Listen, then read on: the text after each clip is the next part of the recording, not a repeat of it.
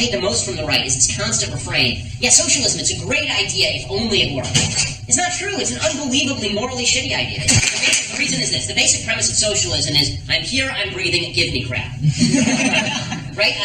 You have an obligation to care for me. I have a right to health care. I can force that doctor to go to medical school, expend $200,000, spend her entire life learning medicine, and then I can walk into her house and force her to provide me medicine. Right? Capitalism, by nature, is the opposite. Capitalism is the idea that I will starve unless I give you a good or service that you want.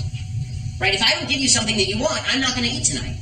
It's forced altruism, effectively. Right? We have to have a trade. We have to come to some sort of consensus. I have to give you something cool, and you have to give me something cool. Right? It's great. Socialism is rape, and capitalism is consensual sex. Right? The lack of my $100,000 salary, that's because society is mean, and so we have to transform the society. And that's why young people, again, 40% back speech codes in American life. This is why I think the last poll was nearing or over 40% of young people are okay with socialism, like the actual socialism, because they don't know anything. They've been taught stupidity, and how they feel is all that matters. I mean, there's a video that's going around the internet getting all sorts of play about income inequality. Income inequality is the stupidest issue.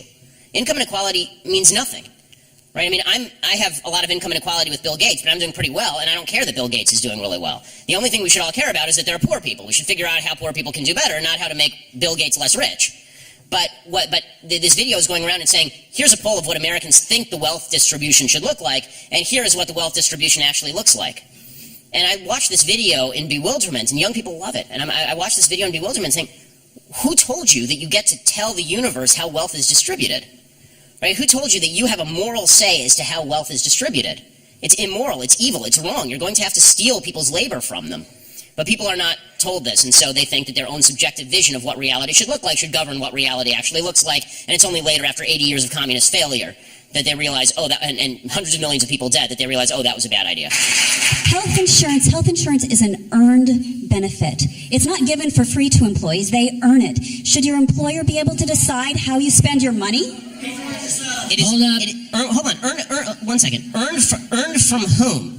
Okay, I may think that I earn twice the salary that I get from this radio station. That doesn't mean that I have an earned benefit from the radio station for twice what they're willing to pay me. It's always a consensual relationship. You pay for your health care?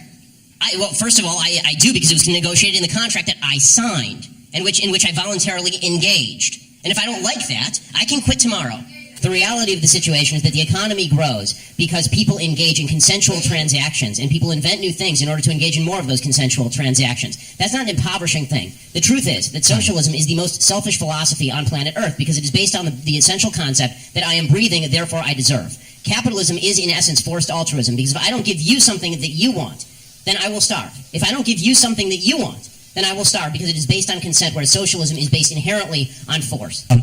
I think, as kind of a millennial conservative, constitutional conservative, one of the biggest threats and one of the hardest things to respond to from people on the left is when they talk about the utopia of the Nordic countries, because they are oftentimes armed with a lot of facts in regards to the efficiency of their public programs and things to that effect. So how would you recommend responding to those claims of the utopianism of the Nordic countries? Okay, so the first thing that's important to notice about the Nordic countries is that the Nordic countries are, by and large, extraordinarily ethnically homogenous. So they're not comparable and culturally homogenous as well. So Vermont looks a lot like Norway. Right? Bernie Sanders' philosophy works in Vermont and it works in Norway, but it only works for a temporary period of time because Vermont doesn't have its own defense budget, and really neither does Norway. Right? We've been paying for the Nordic countries' defense budgets for a long time. Also, it's worthwhile noting that the taxes in these countries are extraordinarily high, and the countries are going bankrupt anyway. So for about a 15-year period, 20-year period, the Nordic countries have been experiencing extraordinarily slow growth, which has led them to actually elect more right-wing governments on economics and deregulate their economies, because it turns out people don't like paying twice the amount that it costs for a normal car. Right? The income tax rate in places like Denmark for middle-class people, not for upper-class people, for middle-class people is like 60%. So, it's easy for students to say 60% sounds good, but you all go to Yale, which means that eventually you'll have a job that pays you enough that you'll be paying a high percentage of your income in taxes, and it ain't that much fun. There's a reason that Denmark, all these countries are now turning away from this, and they've been living off the back of America paying for their defense budget for a very long time. So you have the privilege of not having to pay your own defense budget.